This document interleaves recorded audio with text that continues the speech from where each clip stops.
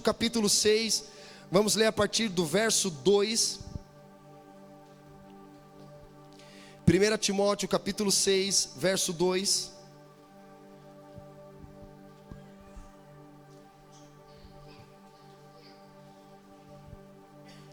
Quem achou, diga amém. 1 Timóteo capítulo 6, verso 2, vai dizer assim: ensine estas coisas e incentive todos a obedecer-lhes. Talvez alguns nos contradigam, mas estes são os verdadeiros ensinamentos do Senhor Jesus Cristo, que conduzem a uma vida de devoção. Quem ensina algo diferente é arrogante e sem entendimento, vive com desejo doentio de discutir o significado das palavras e provoca contendas que resultam em inveja, divisão, difamação e suspeitas malignas. Pessoas assim sempre causam problemas, têm a mente corrompida e deram as costas à verdade. Para elas, a vida de devoção é apenas uma forma de enriquecer. No entanto, a devoção acompanhada de contentamento é em si mesma grande riqueza. Eu queria que você grifasse esse versículo 6. Esse versículo 6 é a chave daquilo que nós vamos construir aqui. No entanto, a devoção acompanhada de contentamento é em si mesma grande riqueza. Afinal, não trouxemos nada conosco quando viemos ao mundo, e nada levaremos quando deixarmos. Portanto, se temos alimento e roupa, estejamos contentes. Mas aqueles que desejam enriquecer caem em tentações e armadilhas, em muitos desejos tolos e nocivos que os levam à ruína e destruição. Pois o amor ao dinheiro é a raiz de todo mal. E alguns, portanto, desejarem dinheiro, desviaram-se da fé e afligiram-se a si mesmos com muitos sofrimentos. Amém. Coloca a mão no teu coração, fecha os teus olhos. Querido Deus e nosso Pai, em nome de Jesus, mais uma vez nós nos colocamos diante da tua presença e pedimos a tua misericórdia, a tua graça sobre nós, Deus. Pedimos mais da tua unção, mais liberado do teu Espírito Santo, Senhor. Eu peço por cada homem, cada mulher aqui, Deus, nesta noite, que o Senhor abra os olhos do nosso coração, que o Senhor libere sobre nós revelação, conhecimento e sabedoria da tua palavra, não para que nós tenhamos apenas o conhecimento acumulado, mas para que nós venhamos a praticar a tua palavra, porque Jesus diz: aquele que ouve a minha palavra e as coloca em prática é semelhante ao homem que constrói a sua casa sobre a rocha. Bate a tempestade contra ela e ela não cai, porque ela está firme na rocha que é Cristo Jesus. Então eu te agradeço, Deus, usa a minha vida para transmitir a tua verdade com sabedoria e poder do Espírito Santo. Em nome de Jesus, amém, amém. Glória a Deus, glória a Deus. Riquezas verdadeiras. Quando nós iniciamos aqui essa série chamada de pai para filho, nós estamos falando de instruções, de ensinamentos que Paulo deu para o seu filho na fé chamado Timóteo. No domingo passado nós falamos sobre a mensagem a força de um jovem e a sabedoria de um velho. Se você não conseguiu ouvir essa mensagem, quero te encorajar a entrar nas plataformas digitais da comunidade e ouvir essa mensagem, que é uma mensagem introdutória falando a respeito da relação de Paulo e Timóteo. Paulo, um homem experimentado, um homem maduro, um homem na fé, ensinando um jovem experiente, tímido, a liderar a igreja, a se posicionar como um homem de Deus, para que o reino de Deus pudesse avançar. Por isso que o nome da mensagem, a força de um jovem, porque o jovem ele tem força, o jovem ele tem vigor, mas muitas vezes o jovem não tem maturidade, ele não tem sabedoria, tem muita força, mas pouca profundidade, muito vigor, mas pouca sabedoria, ele tem muito fervor, mas não tem aquela firmeza que nós precisamos na nossa jornada para vivermos aquilo que Deus tem para nós. E nessa segunda mensagem nós vamos falar das instruções de Paulo para Timóteo com relação a questões financeiras. Aqui por isso que o nome riquezas verdadeiras. Quando nós entramos no capítulo 6, Paulo ele começa aqui no versículo 2, ensine estas coisas, porque os caras naquela época estavam ensinando coisas fora da vontade de Deus. Ensinando, por exemplo, as mulheres não casarem, as mulheres não terem filhos. Naquele período, minhas irmãs e irmãos, já havia o movimento, a ideologia feminista, destruindo e deixando homens afeminados com relação às suas responsabilidades, e tirando das mulheres a maternidade, tirando das mulheres a vida matrimonial, para construir uma família. Então Paulo, ele vem como um homem maduro, como um homem experimentado, trazendo para aquele jovem a responsabilidade, o posicionamento que um homem precisa ter a partir da tua casa. E chegamos aqui ele falando para Timóteo a respeito da questão financeira. E o primeiro princípio que eu quero compartilhar com vocês é: cuidado com o perigo das riquezas. Cuidado com o perigo das riquezas. Se você trouxe um caderno, uma caneta para escrever, para você lembrar esses pontos, é super importante. Então, o primeiro princípio que nós aprendemos aqui: cuidado com o perigo das riquezas. Para Jesus, o dinheiro é considerado mais que uma moeda, é um espírito, pode se tornar um ídolo. Afinal, ele chama o dinheiro de mamon. Ele não chamou Herodes, Pôncio Pilatos de Senhor, mas ele chamou mamon de Senhor. E ele diz que esse Senhor está à procura de servos. Ou seja, se ele está à procura de servos que possam servir, porque Deus também está à procura de servos, amém, irmãos? Deus está à procura de servos. Da mesma forma que Deus também está à procura de servos, mamon também está procurando servos para que possa servi-lo em seus propósitos, em seus desígnios. Jesus fala que o dinheiro é uma bênção, é algo bom, né? E é para nossa provisão, nosso sustento, o nosso conforto, e também, muito mais do que isso, para nós sermos generosos com outras pessoas. O dinheiro não é para você usufruir de uma maneira egocêntrica, mas é para você contribuir, para você que é cristão, você é discípulo de Jesus, para você contribuir com o avanço do reino de Deus. Então o dinheiro não é ruim. O problema não é o dinheiro, como Paulo diz, o problema é o amor ao dinheiro. Em nenhum momento na Bíblia nós encontramos um mandamento, uma instrução, um princípio dizendo que dinheiro é pecado. Mas o dinheiro, ele pode se tornar um pecado na vida de alguém. Então, o dinheiro, ele é um bom servo, mas o dinheiro, ele é um péssimo senhor. Talvez você já tenha escutado essa expressão, né? Muitas pessoas hoje estão verbalizando isso, de fato, é uma grande verdade, é bíblico. O dinheiro, ele é um excelente servo, mas também ele é um péssimo senhor. Ele é um excelente servo quando aquele que o detém tem sabedoria para manusear o recurso que Deus tem confiado. Então, por amor ao dinheiro, a gente percebe que as pessoas morrem, as pessoas matam, as pessoas mentem, corrompem, destroem. Por amor ao dinheiro, as pessoas vendem até a sua própria alma ao diabo. Pessoas sobrecarregadas de trabalho, porque ela acredita que o dinheiro é a solução para os problemas dela, o dinheiro é a solução para a infelicidade dela. Agora, quando esse dinheiro é resultado da corrupção, de roubo, da ganância, da avareza, essa riqueza sim, de fato, ela é uma maldição. Só que ter dinheiro e ter muito dinheiro é uma bênção, sim ou não? Sim ou não, gente? E você percebe que o dinheiro, para muitas pessoas que não têm isso muito claro, causa infelicidade ou causa felicidade. A gente vai abordar sobre esse ponto aqui.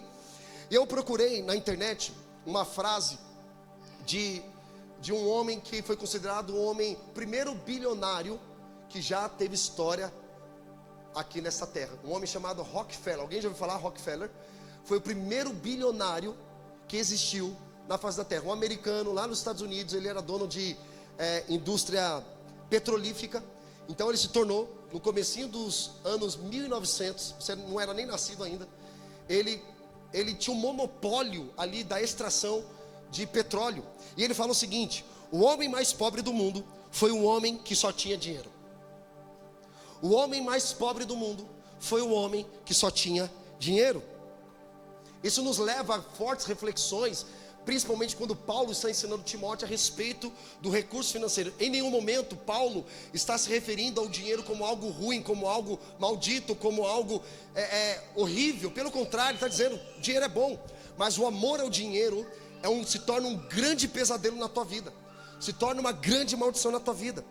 Eu procurei uma outra frase também para a gente acrescentar aqui, que é a seguinte: não seja pobre ao ponto de ser escravo de ninguém, e nem seja rico a ponto de esnobar os pobres. Viva simples e seja rico com simplicidade.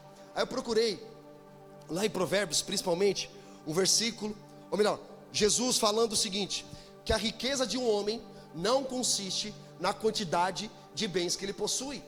Eu não sei qual é o padrão de entendimento que você tem com relação a riquezas, mas a riqueza, segundo a Bíblia aqui, não está relacionada diretamente ao dinheiro monetário, mas está relacionada à alma próspera do ser humano. Porque você pode ter muito dinheiro, mas não consegue encostar a tua cabeça no travesseiro e dormir em paz. Você pode passar uma noite num hotel caríssimo, pagar uma diária de 5 mil, encostar a sua cabeça num travesseiro de penas de ganso, com um lençol feito lá no Egito, e mesmo assim não ter paz, não consegue dormir. Então a gente vê o que Jesus está querendo dizer para nós sobre isso, que a riqueza de um homem não consiste na quantidade de bens que ele possui. Isso diz respeito também à nossa identidade. Você não é o que você faz, e muito menos você é o que você tem. Tem muita gente, tem muita coisa, mas está perdido na vida, irmão. Eu posso falar por mim mesmo, não posso falar por você, mas eu posso falar por mim. Com 21 anos de idade, eu fiz, na época, isso estou falando no ano de 2006, 50 mil reais em uma semana. Imagina, para a cabeça de um jovem, 50 mil reais naquela época, que se fosse traduzir esse dinheiro para hoje, seria em torno de 200 mil reais. Era muito dinheiro na época. Nosso dinheiro, por conta da inflação, ele cresceu, mas também o preço dos produtos e serviços, né, foi maior do que o crescimento do salário mínimo. E eu lembro, irmão, sem entendimento, perdido na vida. Imagina que um jovem de 21 anos de idade, com 50 mil reais na mão, vai fazer. Perdição total, esbanjando. Lembra do filho pródigo? Que ele falou: pai, me dá a herança que me pertence. E o pai foi e repartiu a herança e deu ao seu filho. E esse filho, na verdade, ele matou o pai no coração.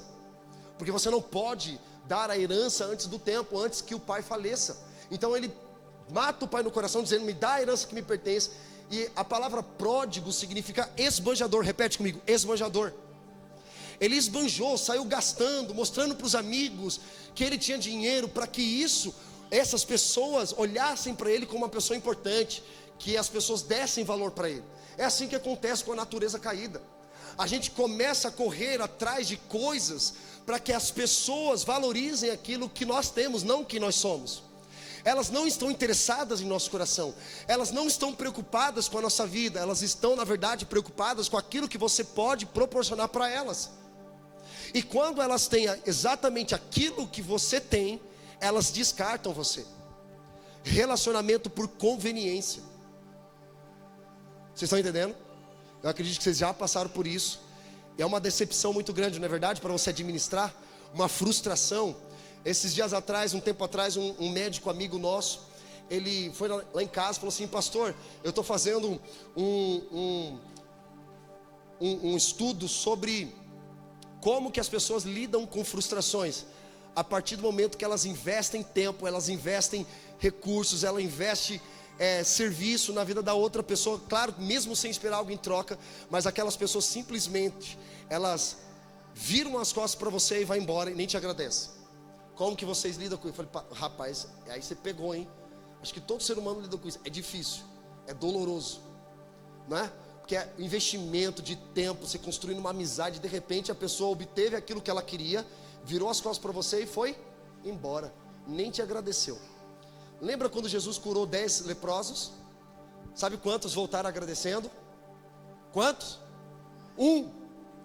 Todos tiveram fé, sim ou não, para serem curados? Sim ou não? Todos tiveram fé, mas somente um tinha um coração grato, dizendo: obrigado, Jesus, obrigado pelo que você fez, obrigado pelo que o Senhor proporcionou na minha vida. Então, irmão, muito mais importante, não vou dizer que é mais importante do que ter fé, é ter gratidão, mas a gratidão, ela está literalmente atrelada ali à fé. A extensão da fé é a gratidão.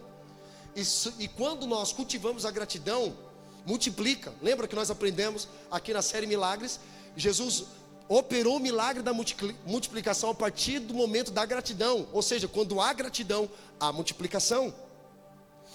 Do que adianta, irmão? Do que adianta nós termos muito dinheiro, mas não sermos generosos com aquilo que Deus está colocando em nossa mão? Então, quando a gente coloca aqui o ponto 1, falando a respeito de cuidado com as riquezas, que o problema não são as riquezas, o problema é um coração avarento, O problema é um coração ganancioso.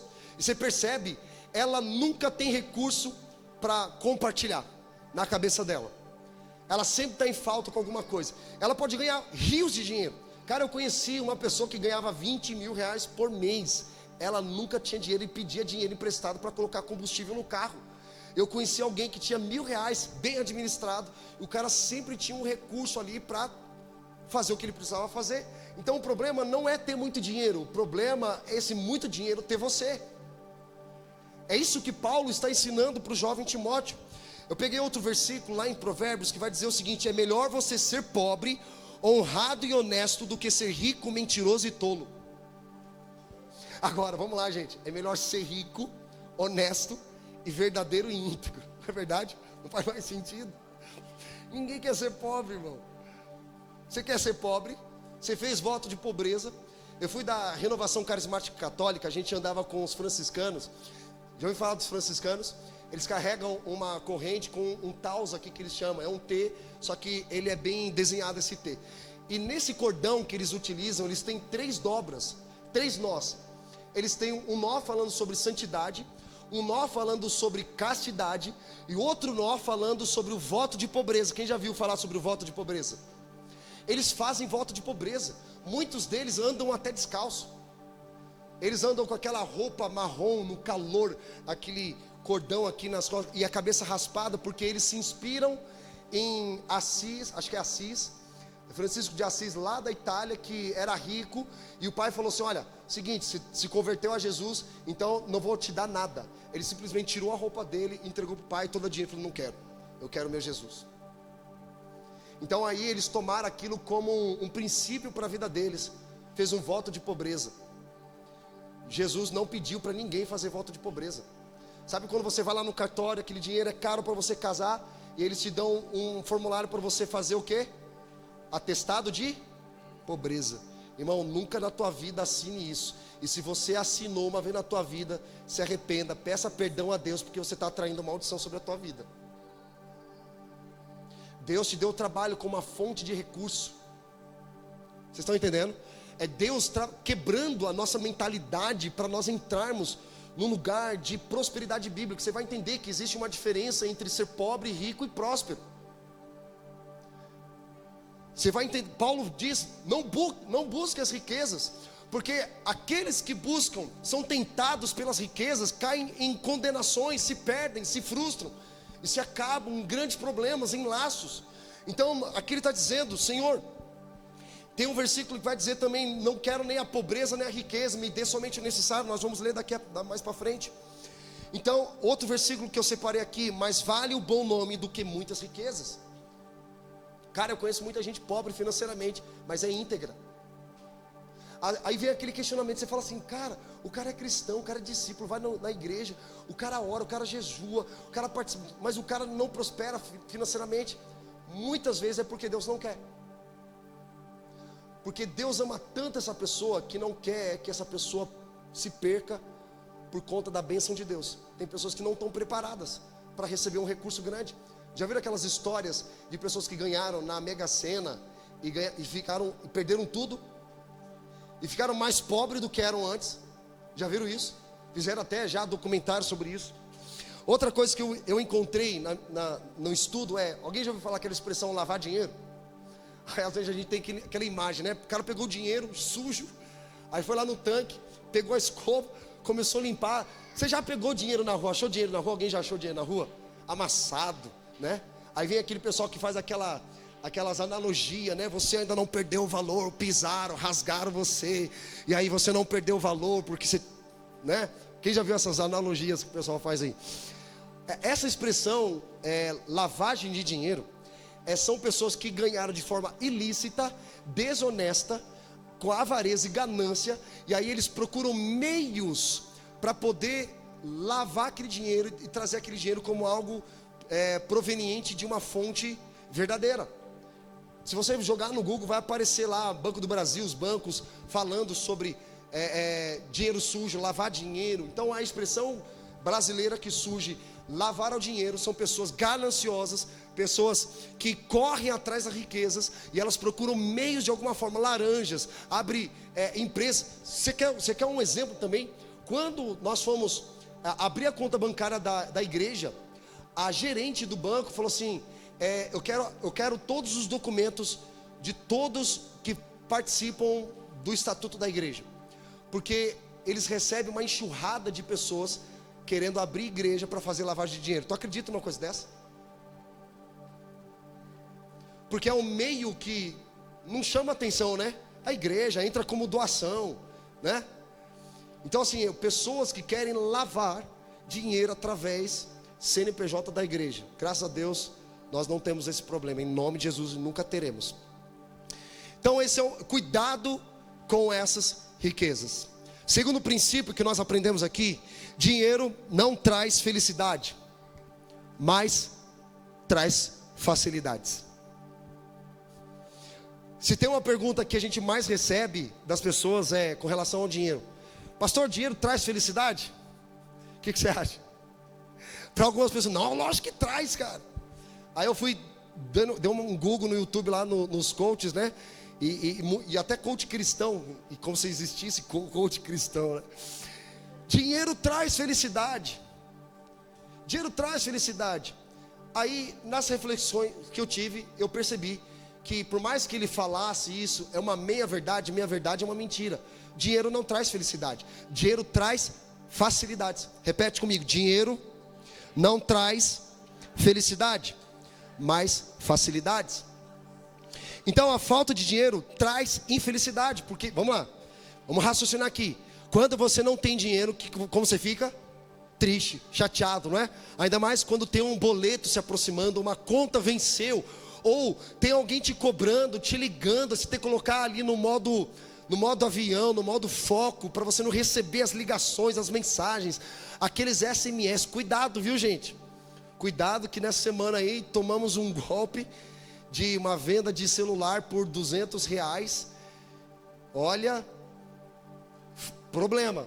E o anúncio parecia maravilhoso, você não suspeitava, mas pessoas mandando SMS e você achando que é verdade, clicou lá, os caras clonam o teu celular, roubam todos os seus dados, entram na tua conta, faz a limpa, faz a rapa, e aí quando você vai perceber, já foi todo o seu dinheiro. Não aconteceu com a gente, graças a Deus. Mas a falta de dinheiro traz infelicidade. Traz infelicidade. Olha para as pessoas que não têm dinheiro no bolso para pagar uma conta, o aluguel da casa está atrasando, não tem um botijão de gás para comprar, falta alimento. Ainda mais mulher. Mulher é assim, mulher é leoa. Mulher pode faltar tudo menos alimento em casa, ainda mais quando tem filho. E o homem, nesse caso, ele é o último a comer, se tiver em situações extremas. Ele faz de tudo para que haja sustento dentro do lar, mesmo que ele fique ali sem um tempo, sem um recurso. Então, o dinheiro, a falta de dinheiro traz infelicidade, porém, o dinheiro não traz felicidade. Vocês estão entendendo, gente? Quero que vocês fiquem confusos, não. Então, a resposta para o dinheiro traz felicidade? Não traz felicidade, mas o dinheiro pode trazer facilidades enormes na vida de uma pessoa. Dinheiro também, ele gera a possibilidade de tornar em ato aquilo que é potência.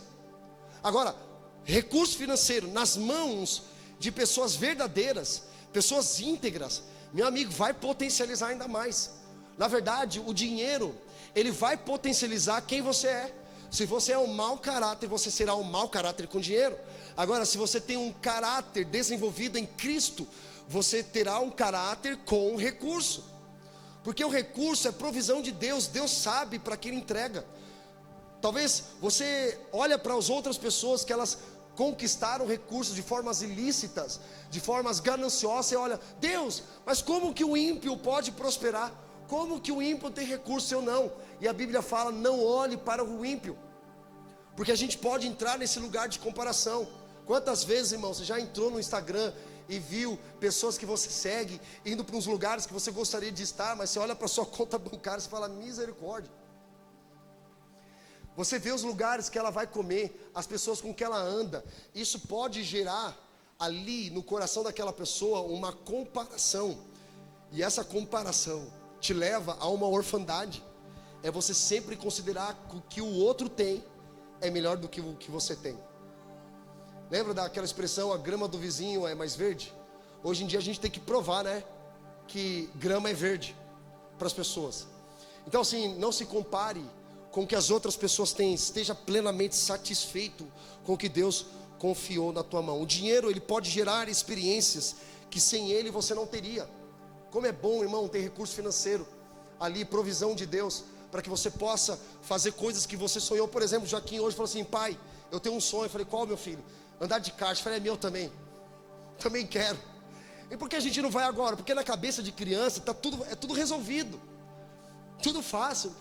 Por que a gente não vai, pai? Isso tem que ser claro com ele. Porque agora nós não podemos.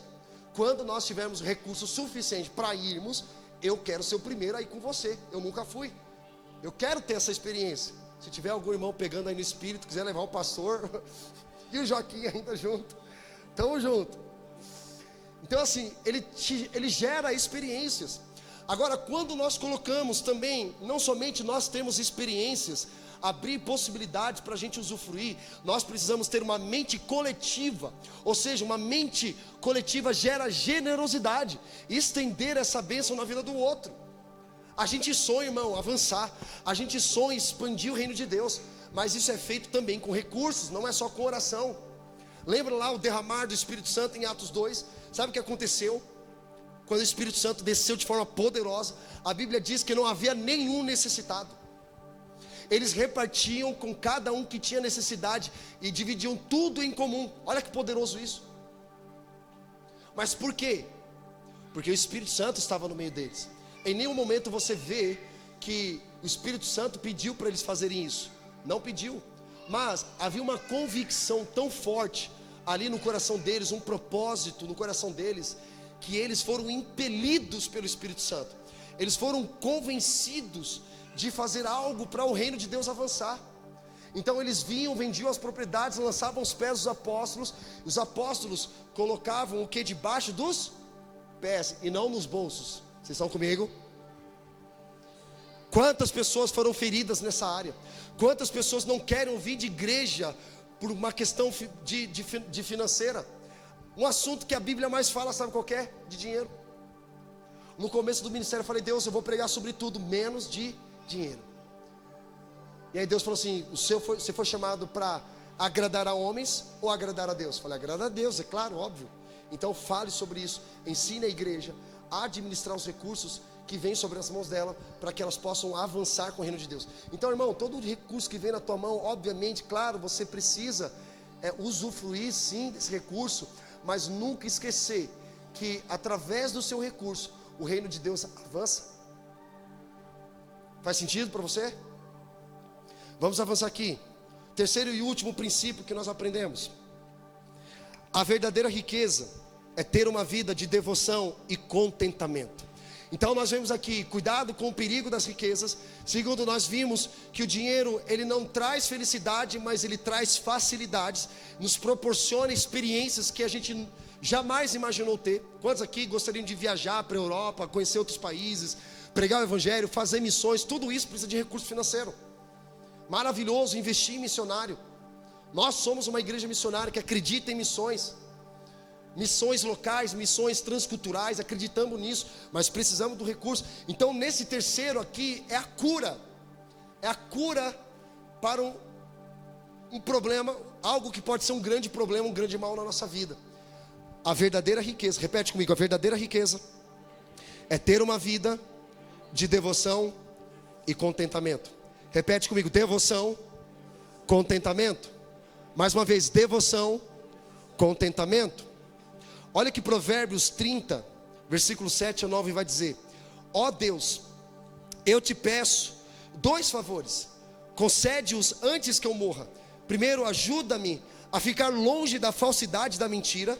Segundo, não me des nem pobreza nem riqueza, dá-me apenas o que for necessário. Pois se eu ficar rico, pode ser que te negue e diga: quem é o Senhor? E se eu for pobre demais, pode ser que eu roube e com isso desonre o nome do meu Deus. Ou seja, nem a pobreza e nem a riqueza diga sim para a prosperidade de Deus. A prosperidade diferente, prosperidade de Deus, irmão. Ou melhor, vamos colocar assim: teologia da prosperidade. Quem já ouviu falar teologia da prosperidade? Tem pessoas que têm arrepio, pânico de falar desse nome. O problema não é o nome, o problema é o que fizeram através do nome, né? Porque teologia significa estudo de Deus. Prosperidade não é um problema, não é pecado. Prosperidade é uma alma próspera. Só que um grupo de pessoas lá nos Estados Unidos fizeram um apanhado de versículos para falar que Deus não te fez pobre, no sentido, se você é pobre porque você está em pecado. Lembra da doença, da doença não, o homem que nasceu cego? Quem lembra disso? Nós fizemos uma pregação sobre isso. O homem que nasceu cego, ele nasceu cego porque Deus permitiu. Então eles dizem que se você é pobre, que você não tem dinheiro porque você está em pecado. Não faz sentido. A Bíblia não afirma isso, pelo contrário, a Bíblia diz que aquele que tem recurso e vê aquele que é pobre financeiramente, socorra essas pessoas. Socorra os pobres, as viúvas, os órfãos, com os recursos que você tem. Isso é igreja. Amém, irmãos? Já vi, presenciamos, participamos de situações onde um irmão abençoou o outro irmão com um carro zero.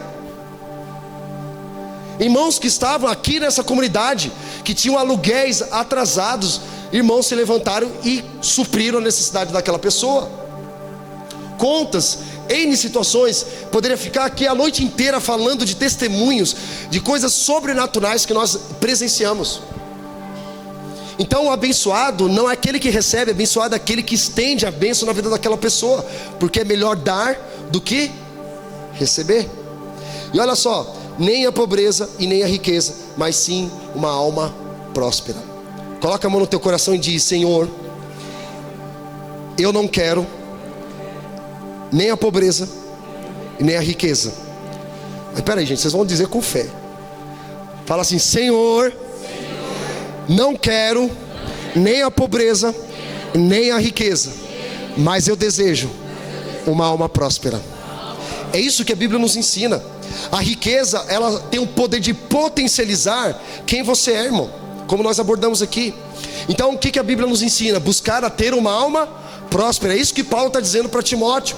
Jovem, eu sei que você é imaturo em muitas coisas, que você é forte, que você tem vigor, a força de um jovem, mas você precisa ter maturidade, você precisa ter responsabilidade, compromisso, principalmente na área financeira. Irmão, se tem uma coisa que eu como pai preciso ensinar para os meus filhos, é ensiná-los a administrar o recurso financeiro.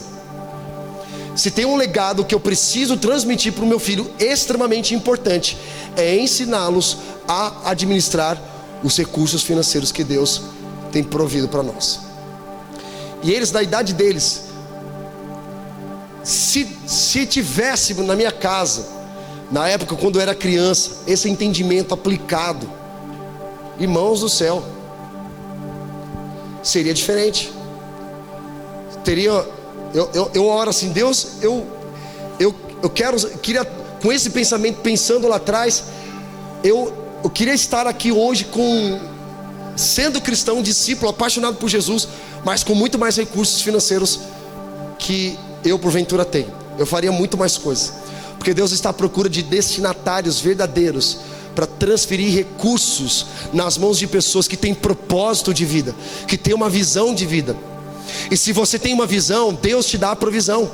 A gente fala muito isso nas escolas missionárias nossas: quem tem visão tem provisão. Repete comigo: quem tem visão tem provisão. Porque a provisão, ela favorece a visão que Deus está te dando. Agora, se você não tem visão, se você não sabe quem você é, se você não sabe para onde ir, você não tem um propósito de vida, você não tem um projeto, irmão, você fala: Deus, eu quero dinheiro. Mas quer dinheiro para quê? Eu quero dinheiro porque eu quero comprar um carro, quero ir no shopping, quero comer comida boa, É isso? A tua vida se resume a isso? Por mais que seja muito bom, irmão, não é esse coração que nós devemos ter. Então Paulo ensina Timóteo dizendo: busque uma alma próspera. Não perca energia correndo atrás de sucesso, mas corra atrás de ideias. Ele diz: não corra atrás de sucesso, não corra atrás de dinheiro, não corra atrás de visibilidade, mas corra atrás da presença, do conhecimento, da sabedoria. Que, por exemplo, você pega ali Salomão ensinava a gastar o ouro e a prata para adquirir sabedoria. De todas as coisas que Salomão poderia ter pedido, o que ele pede, irmão? O que ele pede? Ele pede sabedoria. Vamos lá, vamos colocar aqui uma situação. Você está ali, uma necessidade financeira, boleto para pagar, contas para pagar, e aí você fala assim: Deus, eu preciso de dinheiro. Tu acha que Deus, por mais que Deus conheça a sua necessidade, será que Deus fala assim: sério mesmo que você está precisando de dinheiro? Eu sei que você tem uma necessidade financeira, mas é isso mesmo? Se você precisasse de dinheiro, irmão, Deus não teria mandado Jesus para você. Se você precisasse de dinheiro, Deus te mandava dinheiro, mas você não precisava de dinheiro. Você precisava de quê? Salvação. Foi por isso que Deus mandou Jesus para te salvar, para restaurar o teu coração, colocar as coisas no lugar, colocar princípios e valores dentro de você, para que quando você tiver a sua identidade restaurada, aí Deus fala assim: agora sim, agora eu posso confiar recursos nas tuas mãos, porque você saberá exatamente o que você fará com os recursos que eu der nas tuas mãos. Tem propósito. Então, teologia da prosperidade, ele diz assim: como que eu faço para usar a Deus para ter mais dinheiro? Agora, prosperidade do reino, não. Como que eu faço para usar mais os recursos que Deus tem me dado para abençoar mais pessoas? Percebe a diferença? Então a teologia da prosperidade vai usar a Deus e a Bíblia para ter mais dinheiro, porque ela vai dizer: o meu problema é porque não tenho dinheiro, porque se eu tivesse dinheiro eu faria muitas coisas, mas ele não começa fazendo com o que ele tem na mão. Lembra de André que pediu para o menino 5 pães e 2 peixes? Era o que ele tinha, e Deus pegou e falou assim: é suficiente, vou operar um milagre da multiplicação. 5 pães e 2 peixes alimentou uma multidão de 3.000 homens, e sobrou 12 cestos cheios de pães e peixes. Percebe que a matemática, a lógica de Deus é completamente diferente, porque a gente vive no sobrenatural, amém, irmãos? Glória a Deus. No sobrenatural de Deus, pela fé, a gente se move pela fé. Agora, prosperidade do reino, repete comigo: prosperidade do reino, ela entra exatamente numa vida com propósito. Uma alma próspera não é pobre e nem rica, mas ela é próspera. Então, se você correr atrás de visão e propósito, o dinheiro, sucesso, os recursos que Deus tem para liberar sobre a sua vida, Ele vai te entregar. Percebe? Ele vai potencializar a visão. Por isso que é o nome provisão. A provisão favorece a visão que Deus te deu. Talvez você tenha vindo hoje e falou assim: nossa, vou ouvir uma palavra de avivamento, vou tomar um chaba hoje. Mas avivamento também diz respeito ao conselho que Paulo dá para Timóteo na área financeira, porque é um dos grandes males da nossa sociedade, irmão. É um dos grandes males. As pessoas lá fora, elas olham para a igreja como mercado da fé, não é isso? Olham para um pastor como rouba as ovelhas. A igreja faz mais mal do que bem. A igreja não deveria existir porque só tem gente alienada, gente problemática. E de fato tem muita gente assim, isso a gente há de concordar. Mas, irmão, existe propósito, existe visão dentro do coração de pessoas sérias, pessoas sábias. E a gente tem buscado viver isso na comunidade aqui, buscar viver essa vida bíblica, cristocêntrica, principalmente relacionada ao recurso financeiro. Então, a gente aprende aqui, para a gente finalizar, a mentalidade de pobre é sempre falar de dinheiro. Ele quer ter mais dinheiro. Para ele, dinheiro sempre é um problema, ele demoniza o dinheiro. Por outro lado, a mentalidade do rico é sempre falar de coisas caras. As viagens que fez lá na Disney, o tênis que ela comprou, a ida dela no shopping lá do Guatemi da vida, né? O hotel que ela foi. Então ela sempre está falando de coisas caras, que muitas vezes é inacessível para nós. E por conta disso, muitas pessoas não conseguem se relacionar. Eu digo até mesmo a igreja, porque a diferença é tão grande que pós-culto tem até uns irmãos que vão para o fazano, tem uns irmãos que vão para o esfirra chique. Aí esses irmãos compram os ferros chique, não conseguem acompanhar esses outros irmãos, porque o dinheiro, para você estar ali com eles, você tem que ter uma bala na agulha. Nem para o irmão falar assim: ô irmão, vamos lá, vou te abençoar, né? Aleluia. Mas essa pessoa que tem menos recursos, ela se sente o quê? Constrangida. Fala: puxa, eu queria andar com aquelas pessoas, são pessoas legais, mas eu não consigo. Deixa eu falar uma coisa, esse ponto não pode ser um ponto que nos divide. Porque, irmãos, vamos lá, sabe o que a gente tem orado aqui nessa comunidade? A gente tem orado para nós alcançarmos pessoas de todas as classes sociais. Porque é inadmissível, nós vamos plantar uma igreja para pobre, vamos plantar uma igreja para rico. Eu não concordo com isso, vira um gueto, uma tribo. A igreja dos skatistas, aí coloca uma prancha de skate aqui, eu só vejo os skatistas, né?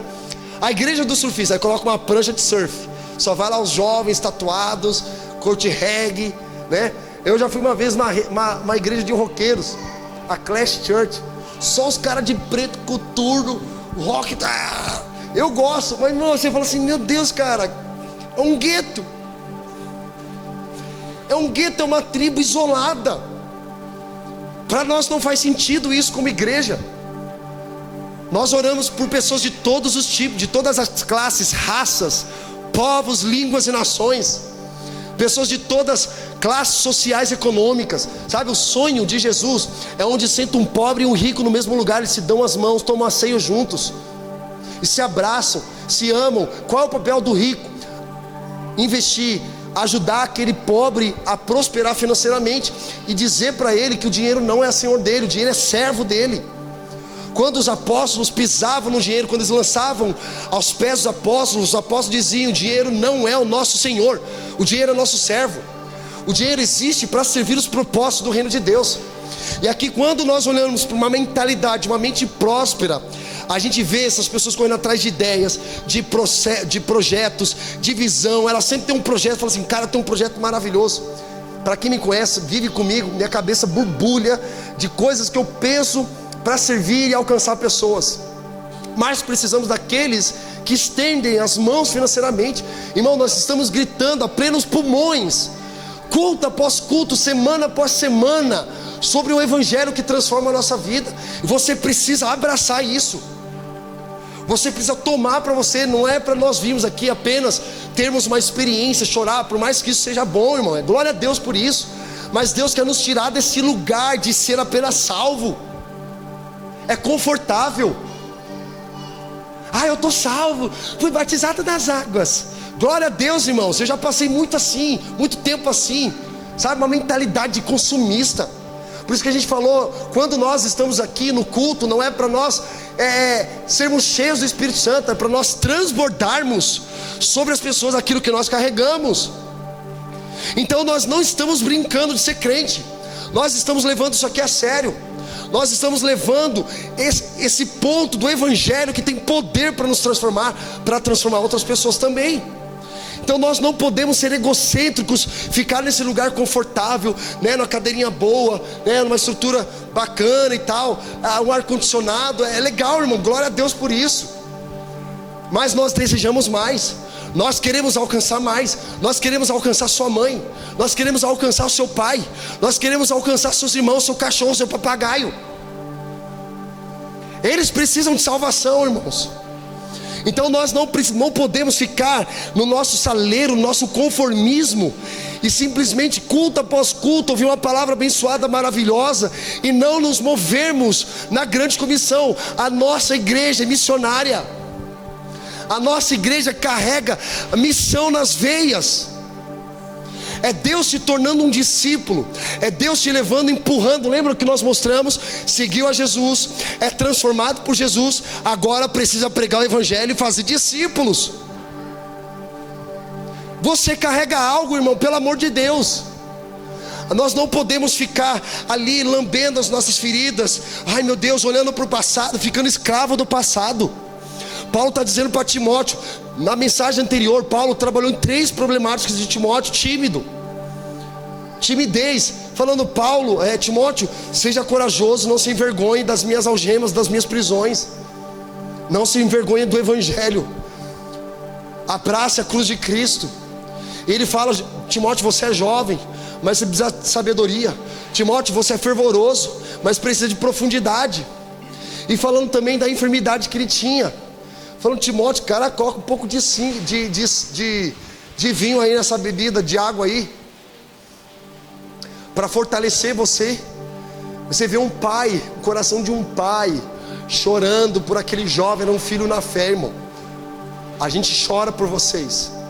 Não choramos apenas pelos nossos filhos ali, ministrando o coração deles todos os dias, mas a nossa oração, a nossa intercessão é: Senhor, pega o Léo, Jesus, levante o Léo nessa geração, Senhor, coloque paixão no coração dele.